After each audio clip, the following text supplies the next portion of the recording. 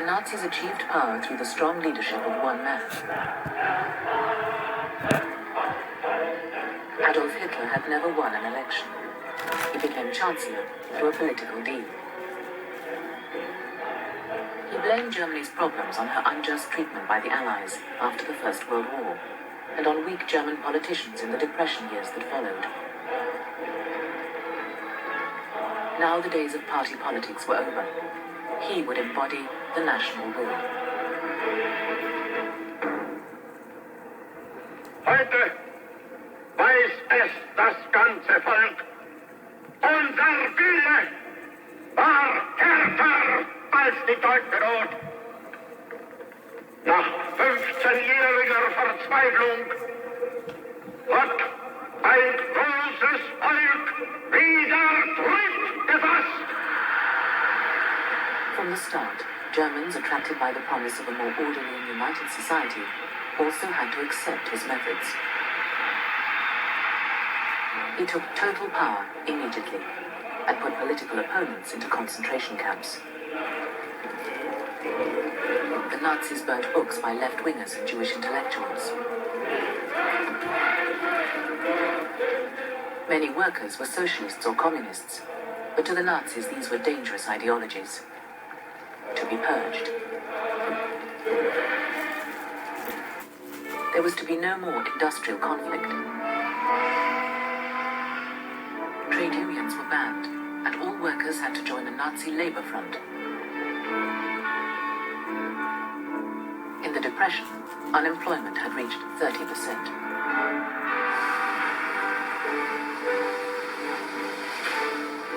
Now industry revived as Hitler set the target of rearming Germany and giving every German worker a job. The party looked for support in every factory.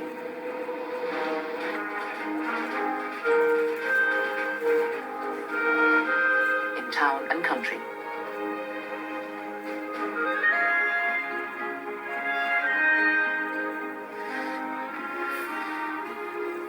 Help went to the farmers, many driven bankrupt in the Depression.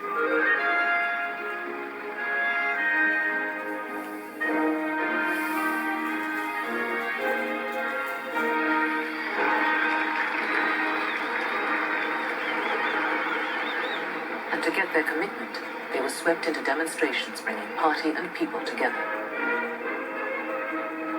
Harvest Festival was staged as a mass occasion, a mix of new ideas and revived old customs.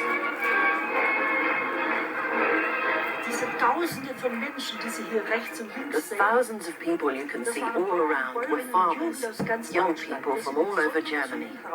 We travelled in special trains and then marched for hours to get as close to the front as possible. I was right at the front.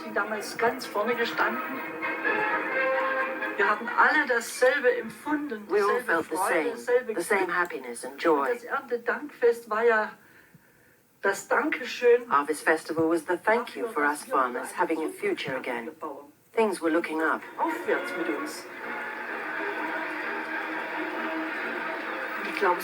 I believe no statesman has ever been as loved as Adolf Hitler was then.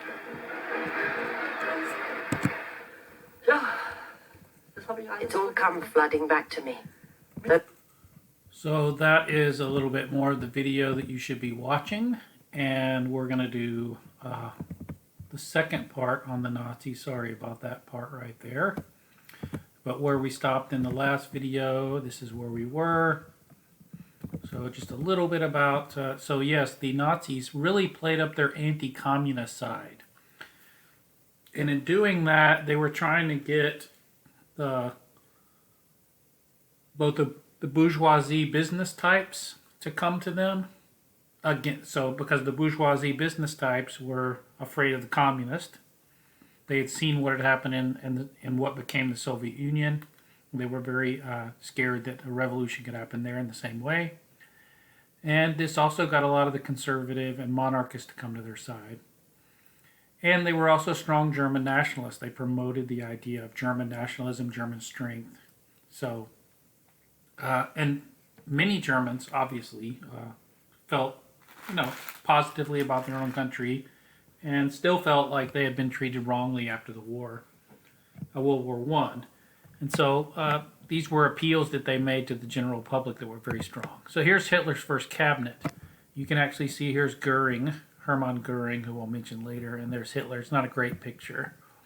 Most of these individuals were not actually Nazis in the first cabinet. That changed over time, and we're going to see that coming up. So, how did Hitler consolidate power? He's just chancellor, remember. He's not dictator yet. But how does he go about consolidating power? And that really happens in the first 6 months to a year. We're going to see, and I'm going to talk about some of those things right here. A very important event early in Hitler's reign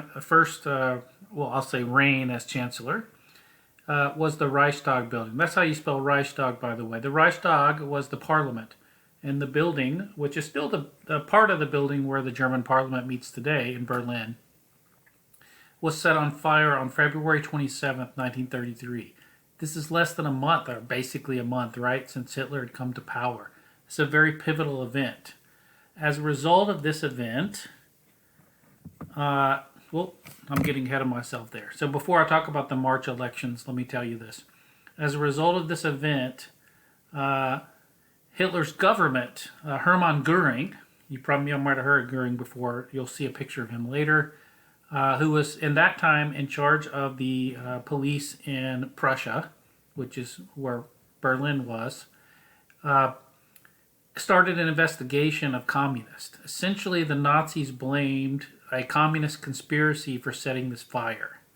I believe there was a Dutch communist man arrested. He was probably had mental issues. He was possibly insane or had mental illness of some kind.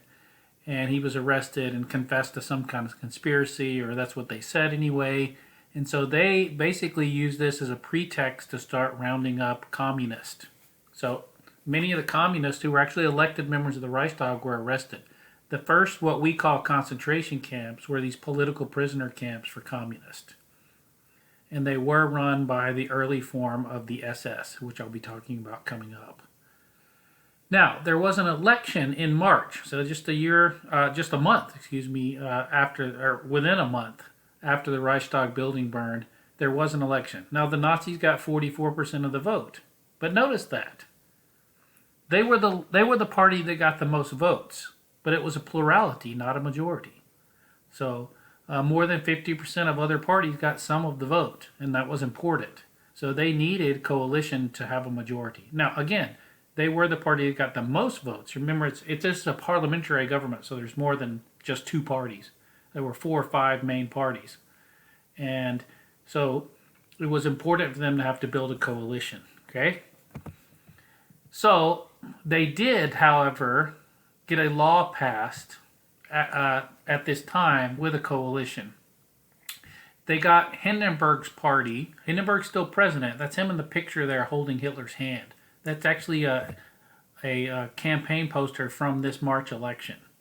It says basically that in a time of great need, Hindenburg chose Hitler as Reich Chancellor. You should also choose the Nazis, basically. So it was a campaign poster. And notice Hitler's wearing his Iron Cross in that picture too. So Hitler and the Nazis are able to make a deal with other political parties. The Catholic Center Party is one of those parties. Many of them vote for this, and also some smaller, by this time very small, much smaller nationalist parties associated with Hindenburg. And they passed this law called the Enabling Act. Essentially, the Enabling Act gave Hitler a lot of power as chancellor. It was kind of seen as this is the law we're going to pass in response to this Reichstag burning to give Hitler a lot of power. It gave the chancellor the authority to suspend what we would call civil rights. And it wasn't quite martial law, but it was moving that way, okay? And so the other thing that Hitler had at his disposal was the constitutional ability to pass decrees to keep the government going. And this was a precedent that was set before Hitler came to power. So they had, according to the Constitution, this power to pass these decrees.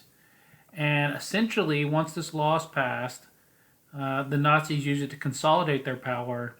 And even the parties that had kind of made a deal with them are basically done away with by July of 1933.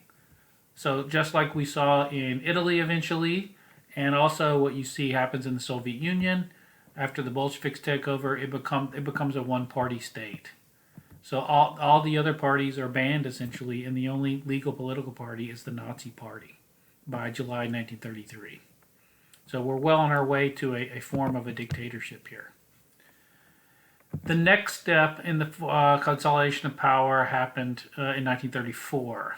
You still had two things. Well, the Hindenburg was still president, so he's still around, and the old military is still around. The officer corps, the leaders of the German Wehrmacht, the military. The other issue that the Nazis had to deal with was this kind of divisions within their own ranks, and this was all dealt with in the Night of the Long Knives, which was really a mini purge carried out by the guy you see in the picture there. At this Night of the Long Knives, Hitler went along with a deal with many in the old military and the leaders of the SS to get rid of the leaders of the SA. Remember, Ernst Röhm was the leader of the Sturmabteilung, the brown shirt guys. And Ernst Röhm, along with other leaders of the SA and some other former political and military leaders in Germany, were actually killed. They were arrested. Some of them, they were basically accused of treason or something like that. They were really not given trials, and they were essentially shot. So it was a mini purge. I think there was a couple hundred people killed in this, in fact, including a former German chancellor and his wife.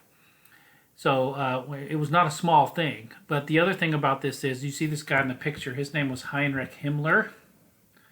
Himmler was head of the SS, the Schutzstaffel. I don't have that up there, but SS was German for Schutzstaffel, which meant essentially protective guard or bodyguards. And the SS now becomes dominant. And I'm going to say more about the SS here in a second. The other thing that happened not too long after this was von Hindenburg died. And there was I guess you call it a referendum. And in that referendum, Hitler was basically chosen to be president and chancellor. And from that time on, there was really no other power group that was offsetting Hitler's power in any way. So that's why I say he becomes der Führer here, not just of the Nazi Party, but of the German state. So now you have a one-party state with one leader, right? So their consolidation of power is really complete by the fall of 1934. This is actually a British cartoon, an editorial cartoon in a British newspaper. People knew what was going on. You see Hitler there standing there with a smoking gun. See all the dead bodies behind him? That's Goebbels, Joseph Goebbels, between his legs. This kind of mockingly personified Germany with a gun and a bloody spear, and that's the army surrendering to Hitler. At this time, the Army Officer Corps did swear personal oaths of loyalty to Hitler as leader of Germany, and that was a significant event. Here's the Enabling Act being passed in the German Reichstag, in the parliament. Now, what about the Nazi state? And this will be the last slide I do on this one. The Nazi state. I mentioned Joseph Goebbels. Joseph Goebbels, who was actually Dr. Joseph Goebbels. His doctorate was not, he was not a medical doctor. His doctorate was actually in Germanic Romantic literature. So he was actually had a doctorate in German literature. He was never a professor that I know of, but he had a doctorate in that, which is kind of interesting for a propaganda minister. Hermann Goering, who was the first air minister. Goering had been a famous pilot in World War I. He was also the first leader of the Gestapo. And I'll say, the Gestapo, what was that? It literally meant secret state police. And it was formed in 1933. And it will come to have a lot of power because the Gestapo is the investigative arm and really the enforcement arm of the Nazi government. It's the secret state police. And the last one on this slide, Heinrich Himmler. He was the head of the Schutzstaffel, the SS, and he will combine the secret state police and criminal police under his authority in 1936, making him one of the most powerful men in Germany.